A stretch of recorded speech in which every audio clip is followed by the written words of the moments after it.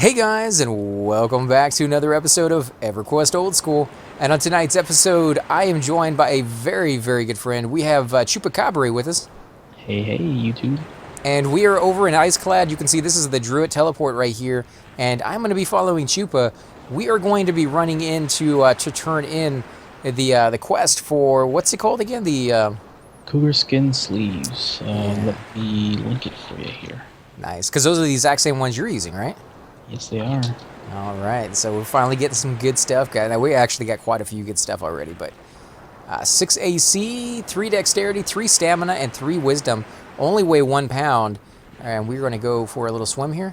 I'm about to ask you how your swimming is, but... Oh, yeah, I went to... I'm actually faster than you right now. Oh, man. I went and I swam around for a good 6 hours one day when I was trying to find groups, and nobody wanted to group. So I was like, I might as well work on my tailoring skill, my pottery, and my every other skill that I could possibly think of while I was waiting for one. And it just occurred to me, I was like, hey, you know what? I haven't worked on my swimming skill yet. So let me go swim around in a circle for about 6 hours. And I got it up from like level 2 to max level for my... There, 178 is what I'm at right now. So Nice. yeah, definitely. Too. Yeah, definitely worth it if you got the time to spare. But this is a really cool item. Warrior, Cleric, Paladin, Ranger, Shadow Knight, Druid, Monk, Bard, Rogue, and Shaman. And as far as races go, all of them. So you should be fine right there to get this if you need Dexterity, Wisdom, or Stamina. Or if you just like the AC. Because, what do you think for a Monk? Would this actually be pretty good? There's other things out there a little better for a monk. I mean, they don't have the stats on them necessarily, but Azure sleeves, I believe they're called. 0 weight, 12 AC. Yeah, but I mean, this one's really not too hard to get, right? Nah, not too bad. Do me a favor if you don't mind. Click on one of the snow fangs, drop in biz, and see what they come to you. All right, let me see. Superior Camouflage. They are indifferent. Cool. All right. So these are one of the ones I have to turn it into? Yep, let me give you the pelt that I've got for you. Alright, so you need to use the low quality cougar skin that I'm giving you and one of the fatty walrus meats.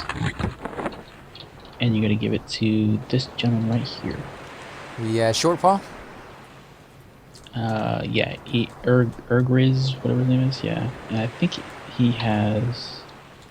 So he doesn't start the quest, he's just the guy you turn it into, because he doesn't say anything. Yeah, he doesn't say anything. But yeah, if you just toss it to him. Alright, let's do this, guys. Let's just go ahead and turn this in. Make sure we're giving him the right stuff.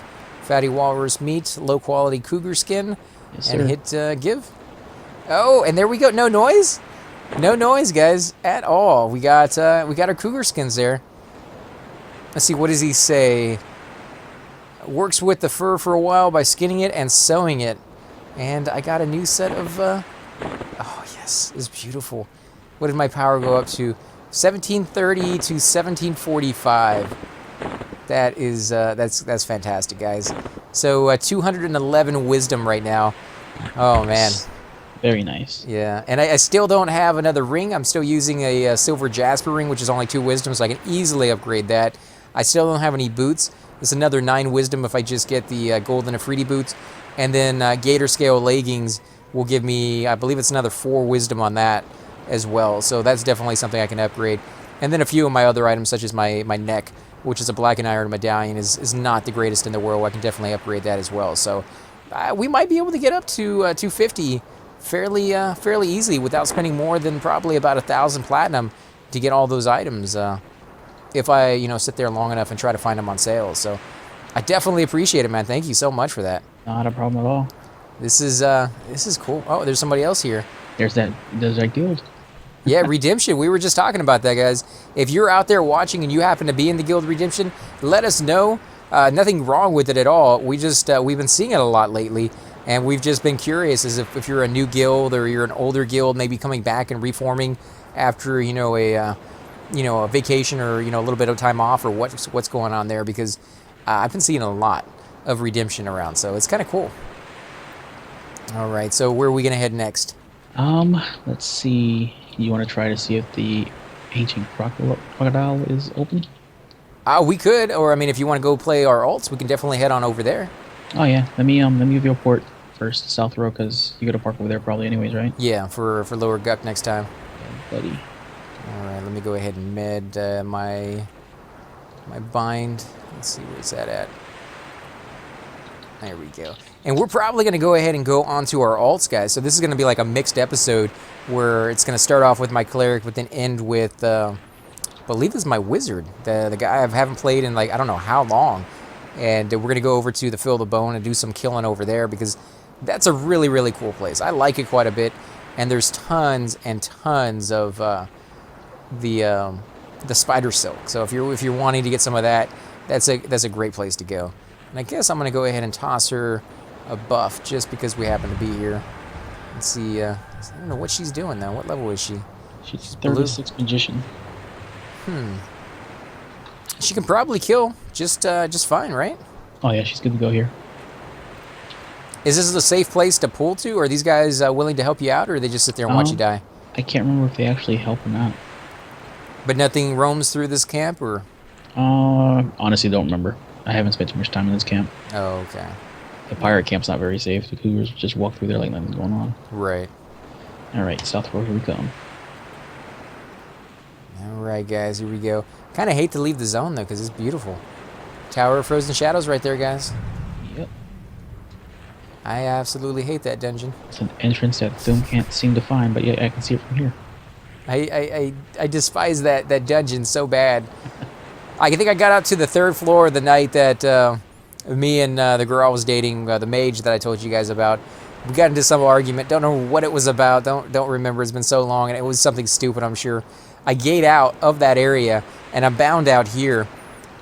I guess it was just bad timing or bad luck that I bound in the place that I bound, because when I got there, there was like 4 dervishes sitting there waiting to kill me, and kill me they did.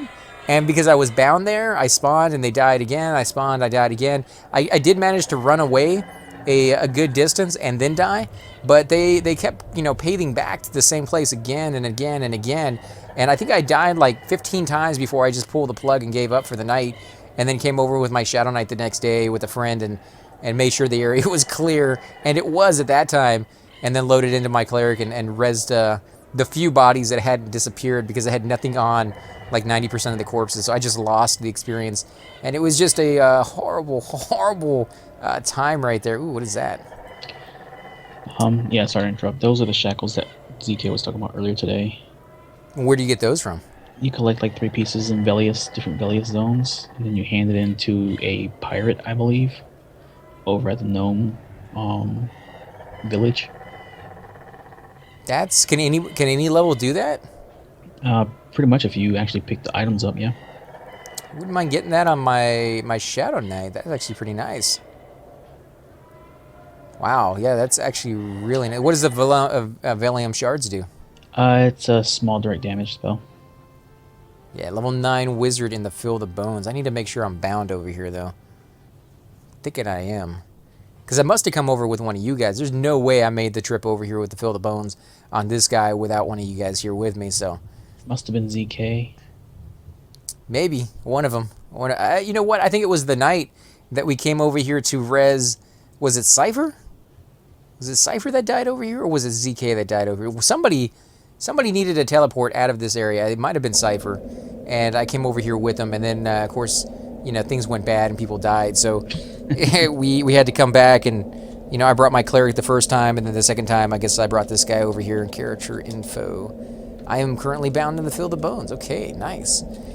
Now, if I can remember what spells do what, we are good to go. Okay, let's look at this. Radiation, that's a damage shield. Shock of Fire. Ice Strike.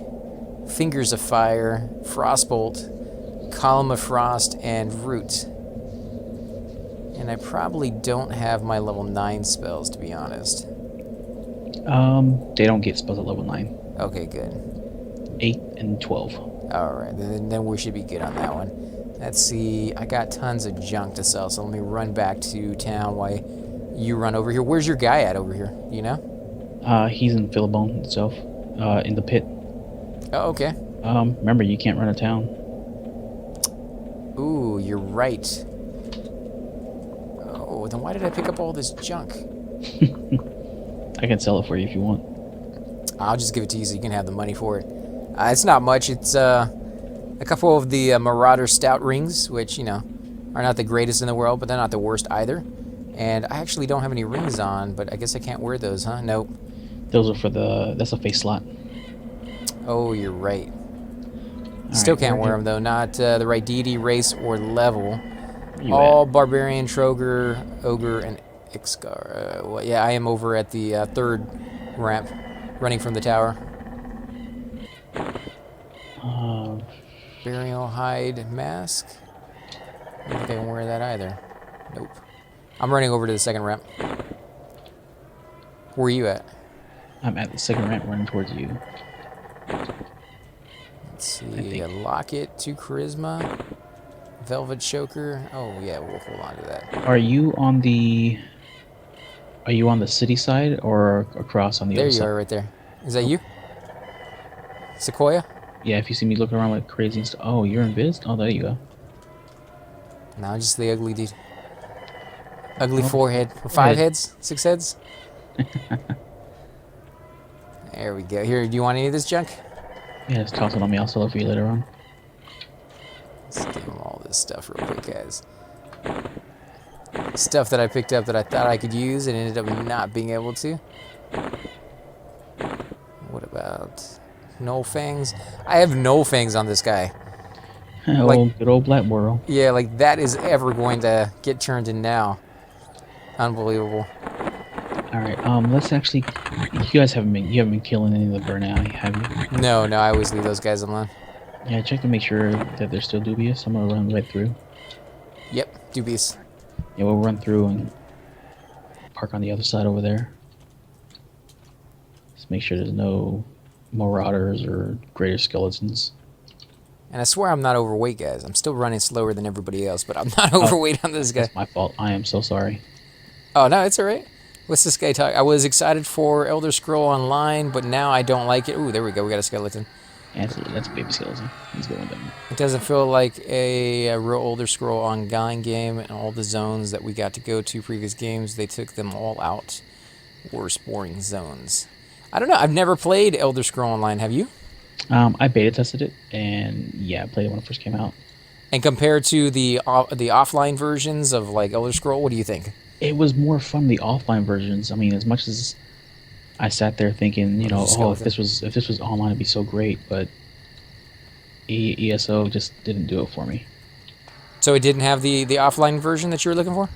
And it didn't have, I don't know, something that was missing. There, we got skeleton out here.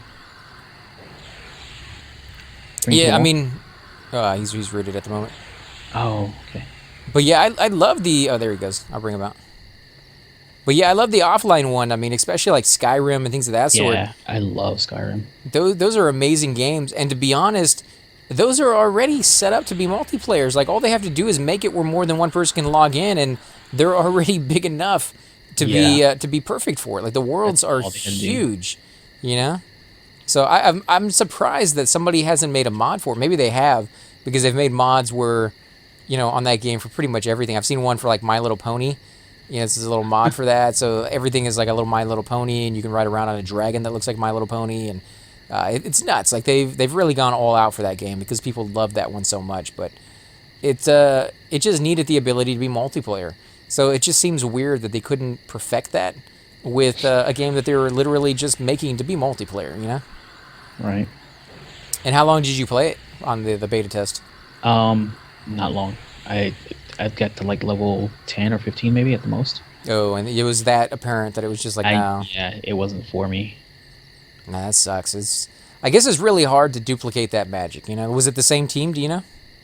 Yeah, Bethesda created and developed it. Yeah, but was it the exact same team? The exact same team as Skyrim? I don't know, honestly. Oh. Because, I mean, you look at Sony, who did EverQuest, and, of course, you have the original, what was the name of their team? Man, I can't think of anything right now. That's the team that did EverQuest before Sony got involved. Verant? Yeah, there you go. And, you know, they went over to Sony after, you know, they kind of took over, and they were still doing a lot of updates, a lot of expansions and things of that sort. So technically it was still Sony doing all that. They did a pretty decent job. It was just later down the road, again, still Sony, but a different team after most of those designers went off to do other projects or quit because they didn't like the direction the game was going. And it was literally like that, guys. It's not like I'm making that up and being like, oh, yeah, I'm just an old school fan, and that's why, I kind of think that way. No, a lot of them resigned under protest on where the game was going and how they were changing things. And, they were very passionate about the product they had created, because they were gamers themselves, and they were creating a game that they themselves enjoyed, and they saw the community that had sprung up around it and the passion that the community had for that game. And then all of a sudden, you're changing that game and you're changing the community and you're going in a completely different direction. And they were just like, I don't want to do that. I don't want to give up all of this work and the long hours and the weekends off, or the weekends not off, I should say, to kind of destroy something they had built up. So a lot of them ended up quitting, and then the other ones I think probably ended up getting fired because they all just ended up leaving one way or another. Because again, if you stay and you have a vastly different opinion than everybody else there, eventually you're going to butt heads enough that people are like, you're not helping, you're not contributing anymore, and we just don't need you here. So I don't know. I mean, you have to be the one to decide for yourself if you like the way they went, what directions they went. And if you're watching my videos, probably the answer is going to be a big no.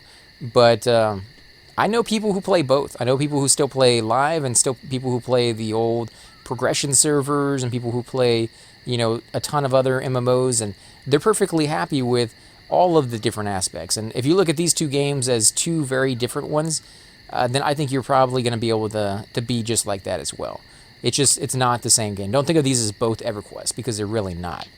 One's pre and one's after, and they have very, very little in common. Even the storyline has changed so drastically that what you know about the lore on the original EverQuest versus what the lore is now, it's not even close. So I just tend to kind of prefer the old style myself. I like it difficult. For some weird reason, I'm a sadist or something, guys. I have no idea, but... What about you? What kind of games are you kind of drawn towards when you play your MMOs? I'm drawn towards the harder games. I mean, not like something that's impossible to play, but something that rewards you for doing things the right way, I guess you could say. EQ, for instance, the classic EQ like we're playing right now, you die, there's a price to pay. It's pretty severe compared to most games today. You lose experience. Your items, I mean, you respawn wherever you're bound naked. And if you're bound, 4 zones away or on a different continent, well, there you go. You have a corpse burn you got to do now. Yeah, and you have the chance, depending on what's going on in your life and where you died, to lose your entire corpse as well. Yeah, definitely. So, if you can't get to it in time, it's going to rot. The only game that I've ever really heard about, and I can't think of what the name of it was, but it was an RPG, and it was a medieval type game, and it was an MMO as well. And when you played it, you had when you died, of course, you lost your corpse, you had to go get it, just kind of like EverQuest, the same. But you had a percentage chance, and it was a very, very low percentage chance, and you could get other items in the game, and you could play for like platinum version, and the percentage chance would go even lower. But the chance was always there, just the same, even if it was only like 0.001%, that you would lose your character completely. It would just be gone, and you'd have to start over from scratch. I'd quit. Yeah, that is exactly the same thing. When I heard that, I was like, that's super hardcore. Way too hardcore for me. I don't think I could put in months, because it was very slow leveling system. I don't think I could put in the months to get to that level and then lose everything. That would just be too rough on me. That'd be really rough. I don't think I could do that. Sorry guys, I have to move around a little bit. It's been sitting still for too long here. Yeah, I mean, I definitely do appreciate the difficulty, but I don't tend to go towards the impossibles. Because there's definitely games out there that are impossible games that are just, they're meant for, I don't really like the term hardcore, but they're definitely meant for those who don't mind wasting hours upon hours, sometimes months upon months, for a chance to lose everything. And that's meant for sadists, man. I don't know. That's crazy. Well, the game was really designed, though, that it was very difficult to die unless you were just being stupid. But it kind of reminds me of the way like Knights of the Republic was for Star Wars when it came out on the MMO version. where when you became a Jedi, if you died as a Jedi, you lost your Jedi levels and all that other stuff. Star Wars Galaxies. Yeah. Yeah. And again, when I hear about that kind of stuff, they always said the same thing, that it was very difficult to die as a Jedi. You had to have been doing something incredibly stupid. So I guess in that sense, maybe it wasn't such a bad thing. But you played that, right? No, I never played it. Oh, okay. I know of it though. Friends of mine have played it. Yeah, I would have to talk to somebody who's actually played that game and find out if it was really, that lopsided, where it was just nobody really ever died. Because if it was that way, then that makes sense. I could probably put up with it that way. But just that looming threat of like losing everything would just be a nightmare. Like that would be really hard. But it definitely would teach you to be cautious. Although by the time you learn the lesson of being cautious, you would have already lost your character, and then you'd probably be like rage quitting and never coming back. So maybe, like I said, too much of a learning curve on that one. Are there any other MMOs that you're thinking about playing here in the future, or ones that Not really. kind of got your attention in the past? No, not really. I mean, if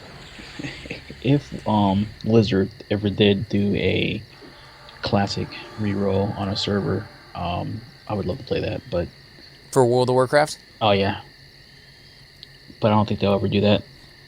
Nah, P99 is that's pretty much it for me right now. I just really enjoy it. Yeah, and P99 or EverQuest in general, it's one of those games where it doesn't really allow you the flexibility of playing multiple games at the same time. I would remember back in the day, people would play EverQuest and they would play it nonstop for a long period of time, and every so often you would see them disappear for like a week, maybe just a few days, and they'd come back and they'd be like, "Oh yeah, I just beat Assassin's Creed," and then they're back into this game. Yeah, pretty much. And Assassin's Creed is a very long game in the first place, but even very long games that are 100 hours, 130 hours long can be beat, and then you're done with them. This game is like years in the beating, and then even then you never really beat the game. You just kind of get to a point where you're satisfied with where you're at, and you kind of move on to something else if that's the case. But it's nice to have a backup game like this, a game that really is something that travels with you after year, that is still enjoyable even after this amount of time, because it's very rare that you can find something like that. And I for one play a lot of video games. If you guys watch my channel, you'll see pretty much this last month I've been doing one new video game every day, and that's going to continue for like the next month and a half, probably 2 months, with the stock of video games that I have waiting to be reviewed.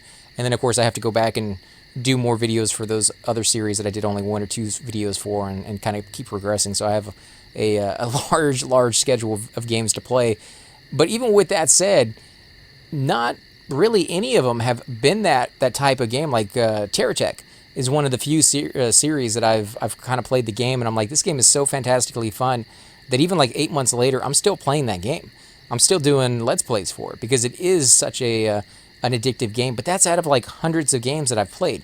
I found one that has kind of hooked me that way. So this type of addiction, this type of gameplay that kind of grabs you and pulls you in and gives you that immersive feel and gives you something new to try every single time you log on, and someplace more exciting than the last one, is a diamond in the rough, guys. Is a gem that you're not going to find pretty much ever again, or if you do, it's going to be super rare. So when you find something like that, whether it's this game or anything else that you find in life, whether it's even a game, maybe it's just you playing music or playing sports, if you find something that really grabs you like that, kind of embrace that, because it is very much a very special thing. So is there anything like that you have? Are you big into music? Are you big into sports? Or I mean, I pretty much know you're probably big into video games if you play this one, but Oh yeah, music is the thing that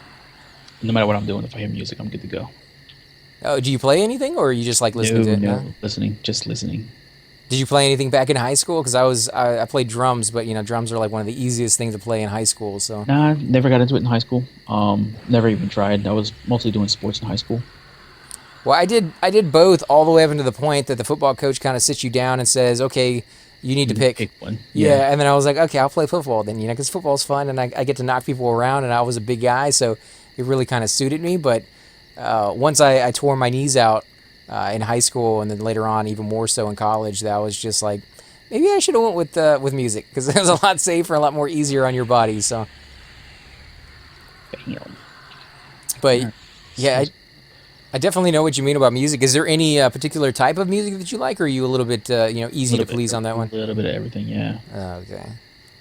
Yeah, the only one that I can't really wrap my head around too much so is too much classical. Like, I love classical, but there's some out there that are so long and so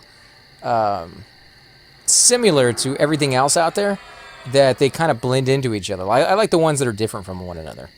So And yeah, I mean, definitely different genres and whatnot. I can only do so much of certain genres, like country. I mean, there's some country songs that I like, but I can't be listening to country all day long. well, I live in Texas, so if you don't like country music, You're in trouble. yeah, you got like 47 country stations, and there's no way of getting around it. Pull up to cars next to you, they're gonna be playing country music. So yeah, definitely the right state if you like country. If you don't, XM, I guess. I mean, you do got CDs and internet radio and all those phone apps that you can play music on nowadays. So I guess you're pretty much covered as well. But yeah, it's just gonna be one of those things. I think every place you live, there's probably one genre of music that kind of reigns supreme. Do you have one over there where you're at that like you just hear it everywhere? Nah, not really. Omaha's pretty open to a lot of different stuff. Oh, okay. Well, I mean, Houston is definitely a major city, so you're going to find, if you go downtown, you'll find a nice variety of clubs with all sorts of stuff. I'm not trying to make it sound like it's just all country, but we do have our fair share and then some of country music, and if you want to listen to the other ones, you're going to find maybe one or two stations that play the other stuff. So you're still going to find it. You just won't find a huge variety like you would in other places maybe, but... And yeah, and here with the military base and whatnot, you gotta hear all sorts of different stuff being blasted. Right. I think of when I hear about military bases, I think of when my brothers went to boot camp, and they talk about the crud that hits everybody when you're in there. It's basically all the people coming from different parts of the region. You gotta get some kind of bug, yeah. Yeah, and they get like the nastiest stuff, and he said they usually call it just the crud because nobody knows what it is. It's just like a accumulation of like 15 different colds and flus and just all this nasty stuff kind of mixing into each other. You're just coughing up some nasty stuff. It happens. They call it the same thing in Korea, Korean crud. Oh, okay. Just because the air quality there is so different to what people are used to in the States, and when you get there, yeah, you get sick really bad. But it's kind of like the same thing with music. Like, you're bringing in all those different cultures and all those different people from different states, and kind of pushing them together in one little tiny area. And it's probably a pretty beautiful thing to be able to like be exposed to that, And As long as you're open to it.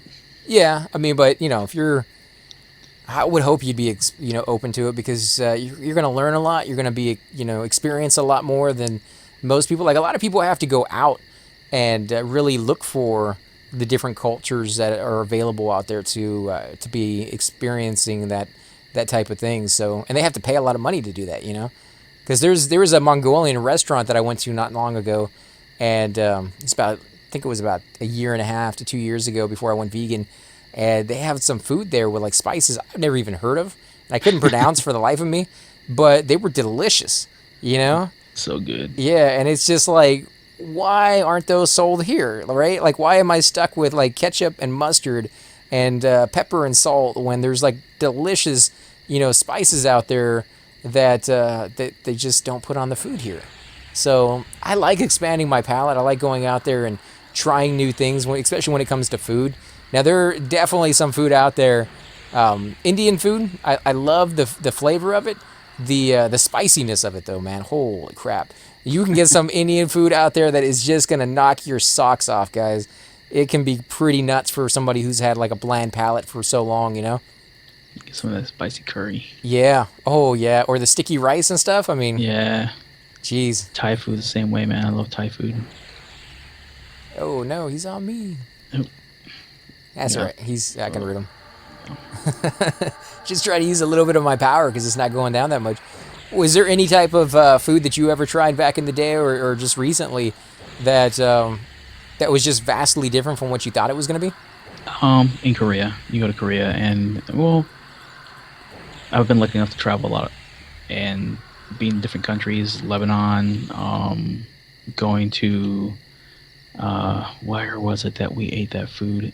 Over in Egypt, we went to a restaurant in Egypt, and the food there was so different. It was so good though. Um, Romania. Well, what kind of food do they have there? Because So I've never tried Romanian food. Romanian food was we had some kind of kebabs. I don't remember what they were called, but it was just basically meat that was formed on a kebab stick, and the way it was seasoned, I had no clue what was in it, but it was so good. And they had a yogurt style dipping sauce with it that was oh so good. I just sat there and ate. It felt like almost all night. You almost had to roll me out of there. It was so good. I have seen that yogurt style dipping sauce you're talking about. I've seen a lot of different countries have their own variation of that. It's kind of weird that we don't have anything like that here. Like we got ranch, you know, Right, right. and they got like this delicious creamy style, like just base that they can put on things that is just mind blowing. But I've never tried that one. That one sounds interesting. What about Egypt? What was the kind of food over there? Oh man, I can't remember what kind of restaurant it was. It wasn't an Egyptian restaurant. It was a different nationality. Um, and pretty much the same thing. I mean, the big thing there was the bread from the restaurant. The bread that they cooked was a flat bread Flatbread, yeah, big that over there. was stuck into the inside of an oven, basically. The oven they had was a dome-shaped oven with an opening on top, and they would reach in there, stick it up, and stick it on the wall of the oven itself, and just let it cook there. And when it was soft enough to peel off, it was done. And that flatbread, man, we were destroying it. It was so good. Yeah, I like flatbread. I mean, I grew up on tortillas and things. I know they're not exactly the same type because Very one's, similar though. yeah, I mean, one's made out of flour, one's made out of corn sometimes, and I mean, sometimes they're both made out of flour too. But I don't know. I mean, I just like trying out different cultures. I think, like I said, Indian had to have been the one for me that was just more different than I thought it was going to be. I thought, you look at the food and it's like rice and it's meat, and you're like, oh, that's, I've tried rice and I've tried meat before, but you're like, no, it's completely and totally different with the flavors and the, what is it? Is it saffron, the one that's yellow or red that they throw in Like there? an orangey color. Yeah. Yeah, that one, I know it's really expensive and you find it in the stores and things of that sort, but it has a unique flavor to it that is just really enjoyable. And it has a nice aroma to it as well, which is something Yeah, I it does. I don't find in, cuisine here in America for the most part, where you're like, this has an aroma that smells, both delicious and beautiful. Because it's kind of like you're eating a flower, which is really, that's exactly what it is. It's the little tiny stems on the flower that you're eating, so it has that smell to it. Usually when I walk into a restaurant here, if it's a nice one, you'll smell like the steak, you'll smell the lobster, whatever it The is. meat, yeah. Yeah, and you're like, that smells delicious. But it's not like a fragrance that kind of wafts in at you, and you're like, wow, what is that? That's kind of nice. So you'll kind of see that when you go to different places. But it sounds like you've been to a lot more than I have, that's for sure. Oh yeah, I've been lucky enough. Yeah, that military life, man, it's one of the bonuses to serve in your country is you get to go to some interesting places. And I say interesting rather than fun because they're not always fun, guys, but Not always fun, no. definitely keep you on your toes. Quite a few of them that I looked around like, well, why are we here? I know my brother, he went on one of those, actually they both did, but because I think it's mandatory if you're in there long enough, you go on one of those boat cruises. Oh yeah, your brothers were Marines, right? Yeah, yeah. Yeah. And so, The joys of not being in the Marines. and they were on those boat cruises, and it's like, what do you do if you're a Marine on a boat that's run by the Navy? You exercise. That's pretty much it. You have nothing to do unless a war breaks out. Depending on your MOS, yeah. Yeah. Well, I mean, they were just troops at the time, so that mortar, that they were just doing that kind of stuff. So they would just be wake up, exercise, go stand in line for 2 hours waiting for your breakfast. Go exercise for another 3 hours. Go wait in line for another 3 hours playing your Game Boy, waiting for because they have a very small mess hall depending on what type of ship you're on. Depending on what kind of ship you're on, yep. Yeah, and the Navy guys, they always get to eat first because they're doing their work there, and whether you agree with it or not, that's just the rules of the ship. They're going to eat first. And then, of course, because you're not really doing anything really all that important in their eyes, I guess, you get to eat after that. And then, of course, you have, say, 600 or 700 Marines on one ship and a mess hall that can carry maybe 30 troops at any one time, and everybody else waiting in line. So you show up before mess actually starts and try to get a good position. Otherwise, you're going to run out of food. And I think, what was the one thing they said that they always wanted to get? It was something like orange juice. Like, everybody waited in the line early so they could get orange juice. Otherwise, after like the first 100 people, orange juice was off the menu. It wasn't there anymore. It's gone, yeah. So sounds like they were on an amphibious vehicle or amphibious boat. I don't remember what kind it was. Smaller. It was, I think they said it was medium size. It wasn't super small, but it wasn't one of the larger ones.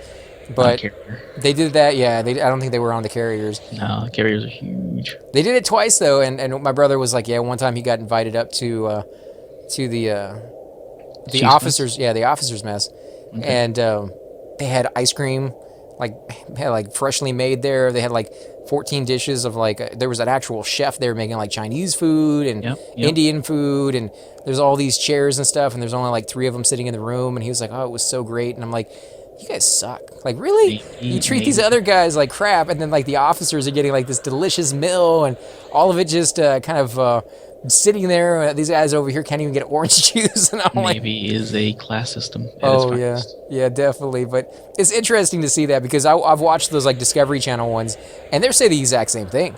Like they show like what they cook for the regular guys, and then they show what they cook for like the officers. So it's not like state secrets that I'm giving away here or anything like that, guys. This is all well-known knowledge of anybody who wants to go out there and look about that information. It's there. I would never tell you guys anything. They would never tell me anything because they're Marines anyways. They know to keep their mouth shut. But I would definitely never give you guys information that would damage anybody or anything like that. But it's interesting to see how they are treated a little bit different here and there. But yeah, I think my brother, when he was on there, he lost like 30 pounds and he gained his body mass index went from like just ridiculous to like muscle wise. I mean, it was just, that's all they did. They had nothing else to do but to exercise all day long on that ship just to keep them occupied because it's boring. You're just gonna lay there, and there's really no place to lay down either. When they were telling me about like where they were sleeping, it's literally like you see in the movies where the beds stack up against the wall like 5 high, and you have no room in front of you when you lay down compared to the guy right above you. So your nose is touching like where his back or his butt is. And like who wants to lay down in that situation for more than a few minutes, And depending on how big the ship is and how many people are on board, you can even hot swap beds. Yeah, but I mean, what shift you're on and this, that, and the other. I mean, you're sharing your living space with somebody else. He made it sound like that was the last resort to go to bed. Like that was not an enjoyable thing.